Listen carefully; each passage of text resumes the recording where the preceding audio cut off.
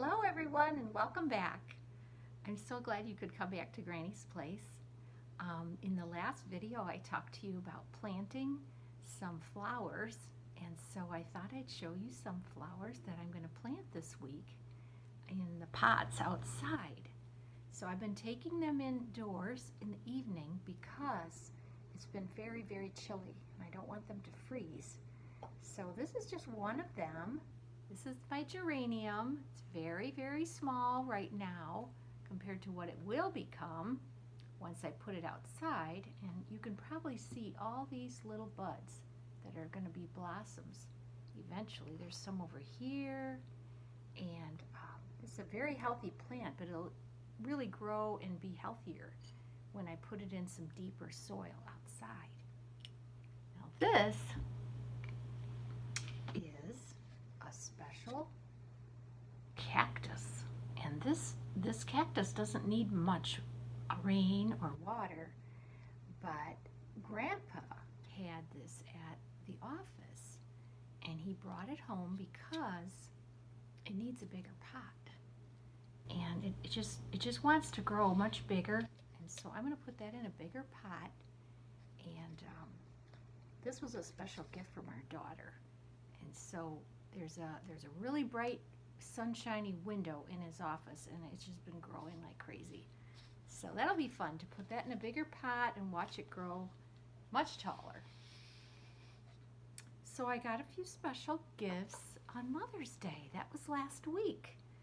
And this is a special gift I got for my grandchildren. It says, "Happy Mother's Day, Granny."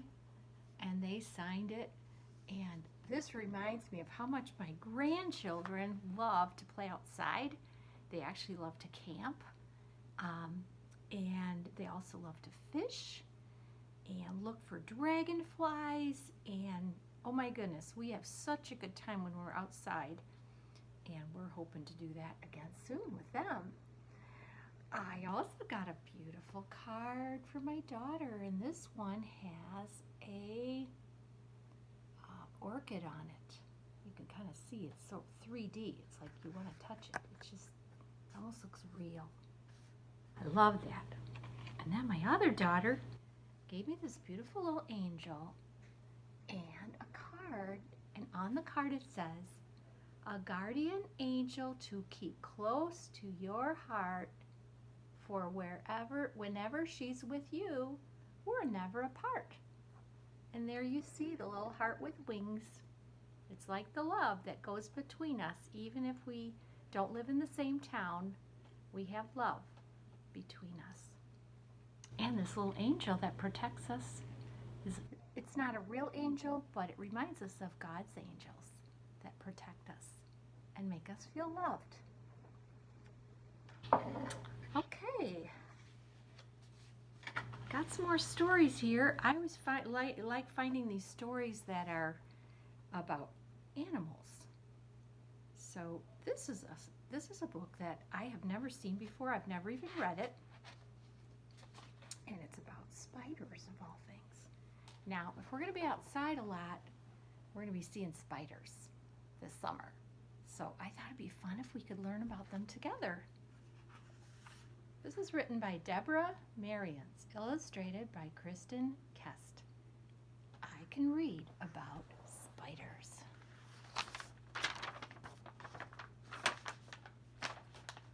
What's that scurrying in the grass? Is it a beetle or an ant? If you look closely, you'll see that it's a spider. Don't be afraid. Most spiders won't hurt you. In fact, the spider is one of our best friends in nature. That's because spiders love to eat insects. When they do, they eat many of the insects that are harmful to people. Although a spider looks a bit like an insect, such as an ant or a bee, it's not. Spiders belong to a group of animals called arachnids. Can you say that? Arachnids? Mites, like this, ticks, like that, and scorpions are also arachnids. How is a spider different from an insect? If an insect and a spider were side by side, you could see many differences. For example, look at this spider. It has 8 legs and a body with only 2 parts, a front part and a back part. The spider's head is in the front part of the body. A spider also has a thin shell with tiny hairs covering its body. Most spiders have 8 eyes, and on each side of the spider's head, in front of its mouth, is a jaw with claws. Now, take a look at this insect. It has only 6 legs. Its body has 3 main parts: a head, a middle part, and a back part. Many insects have wings. An insect also has a hard shell as well as jointed legs. On each side of the insect's head is a feeler called an antenna. Can you see the antenna? Right there. Nature has given the spider a special body to help it do its work. The spider's legs and eyes and jaws and hair and abdomen all have special features. Most spiders have 8 eyes. Some spiders can see in all directions, but most spiders cannot see very well. Their eyes are used to sense changes in light. The jaws. Here are the jaws. On each side of the mouth, they're good for catching and holding food, and for sucking up food. The legs. Each of the spider's legs has a tiny claw at the end for grasping and pulling. These claws also help the spider walk upside down without falling. The abdomen, the back part of the spider's body in which the spider makes a silky liquid. There are organs called spinnerets under the abdomen that spin the silky liquid into thread for the spider's web. Most spiders have 6 spinnerets to make the thread. Hair. Some of the hairs on the spider's body are used as feelers to help the spider tell directions. Scientists think some hairs help the spider's sense of smell. Spiders are amazing creatures. They can walk sideways, forward, backwards, and upside down. They can also climb, carry things, run, jump, and swing. Spiders are excellent hunters. They have many ways of catching their prey. Some spiders grab their victims with their jaws. Then they suck up the insides of the prey with their mouth. Other spiders spin silken webs in which to trap their enemies or prey.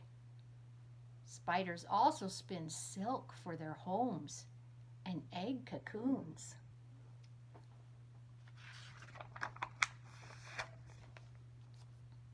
A spider may spin a different kind of silk for each job it does, making one kind for a trap, another for a cocoon, and another different kind of silk for a home. This ogre-faced spider throws a web shaped like a net to hold its prey. Can you see the net? A purse web spider builds a tube-like nest. It hides there until its prey walks onto the tube. Then he pulls in its prey and he has its dinner.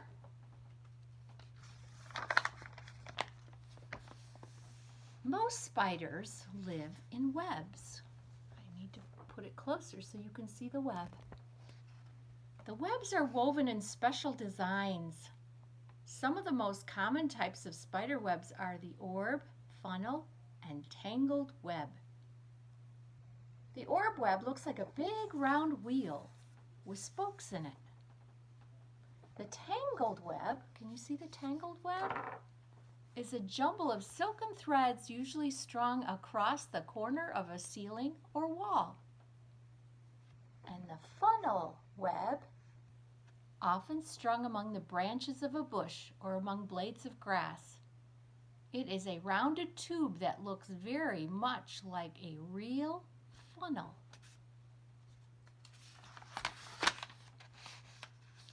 When a web is finished for a trap, the spider covers some of the strands with sticky silk. Then the spider waits for an insect to fly into the web and become trapped. As soon as the insect is trapped, the spider rushes in and ties it up with silk. Then the spider has its dinner.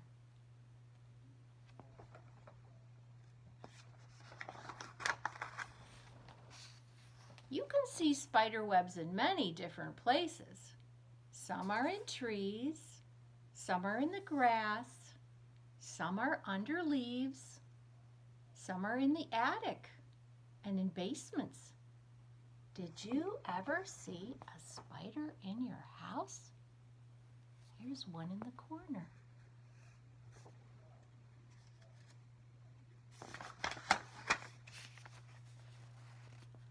Not all spiders live in webs. The trapdoor spider is a hunter that lives in an underground tunnel.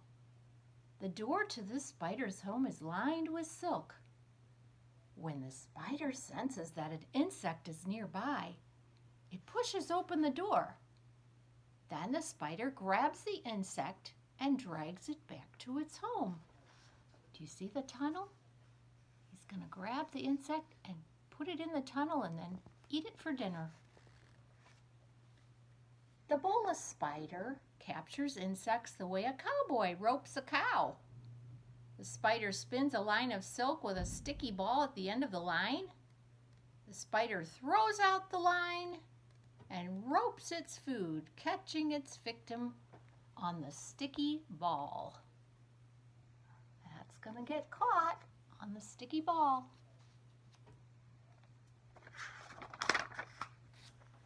The crab spider walks sideways just like a real crab. It lives inside flowers where it waits to ambush the insects. Most crab spiders are yellow or white. Some are able to change color to blend in with their homes. The water spider lives underwater for long periods of time. It spins a silk nest that looks like a small balloon. The spider fills the balloon with air bubbles. Then the spider can breathe underwater for several months at a time. Several months at a time. This spider captures water insects and brings them into the bubble and eats them.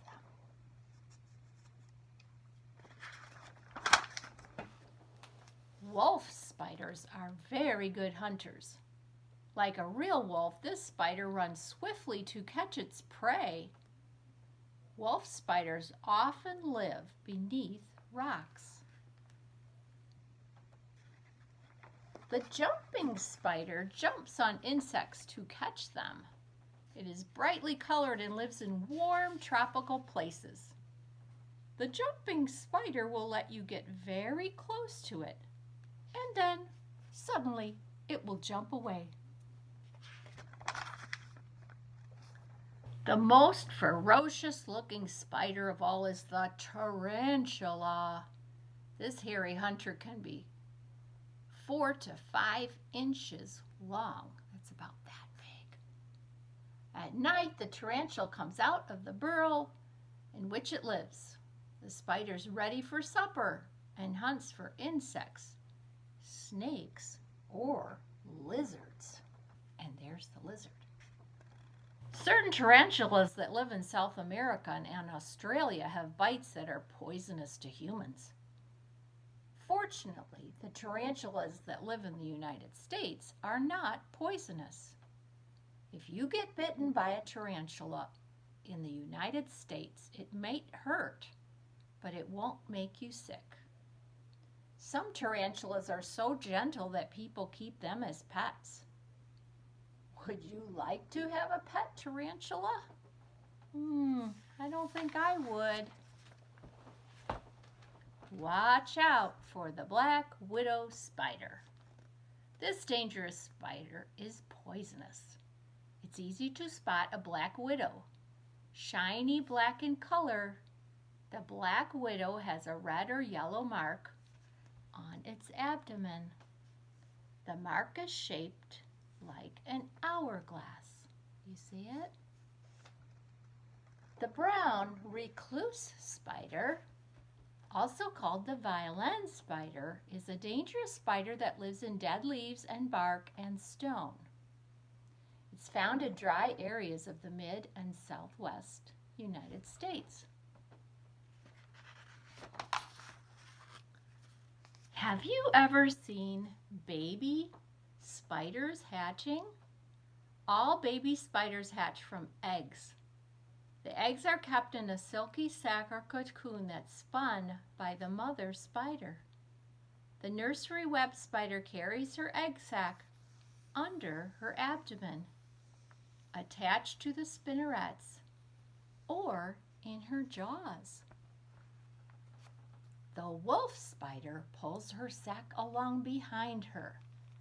The sac is attached to her spinnerets. After her babies are born, they ride on the mother's back. Can you see them?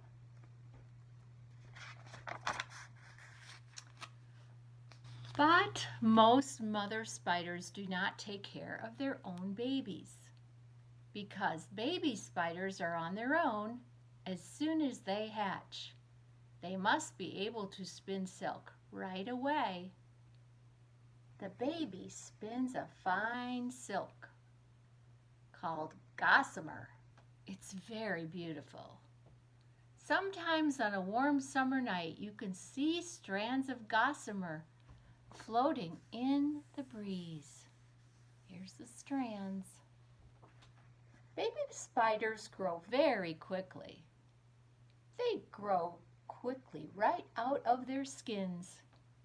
This is called molting. When a baby spider's old skin no longer fits, it splits apart along the spider's back. The spider carefully moves out of its old skin by a silk thread. And see him moving out of it as he grows. Spiders have existed on Earth a long, long, long time. Scientists know of about 30,000 kinds of spiders, and they think there are many more to be discovered. One reason that spiders can survive successfully is because they can live anywhere they can find food. So the home of a spider can be a cave, a desert, a mountain, or even underwater. Spiders are good for people because they eat insects. And many insects are harmful to us because they eat the plants we grow for food. But spiders do have enemies. The spider wasp is a deadly enemy. The wasp stings the spider. Then it carries the spider back to its nest for the baby wasp to feed on. The tarantula hawk wasp preys on female tarantulas. Oh, this is the wasp. This wasp struggles with the tarantula, then stings the spider to paralyze it. The tarantula hawk then lays an egg on the spider, and when the egg hatches, the wasp larva or baby uses the tarantula for food. Spiders are also each other's enemies. The female spider is often twice as large as the male. If a male gets in the way of a hungry female, he better be careful. Another enemy of the spider is the scorpion. The scorpion is a cousin of the spider. A scorpion looks like a small lobster. Scorpions usually hunt for food at night when they're safe from attackers. That's when they go in search of spiders and larger insects to eat. If a scorpion senses danger, it makes a rattling sound. Then it gets ready to strike with a poisonous stinger at the end of his tail. Ooh, can you see the stinger? Spiders are all around us. If you look, you're sure to spot them in their webs and other places, both outdoors and indoors. Next time you see a spider, watch it closely. You may discover some fascinating secrets. Spiders play an important part in the world of nature, a world waiting to be discovered and understood. And here's one last spider. It's called the jumping spider. Maybe you've seen one of those. The end. Well, thank you for listening. I learned a lot about spiders that I didn't even know before. I hope you enjoyed it, and I'll be back real soon to read some more. Have a wonderful day or night. Take care. Bye-bye.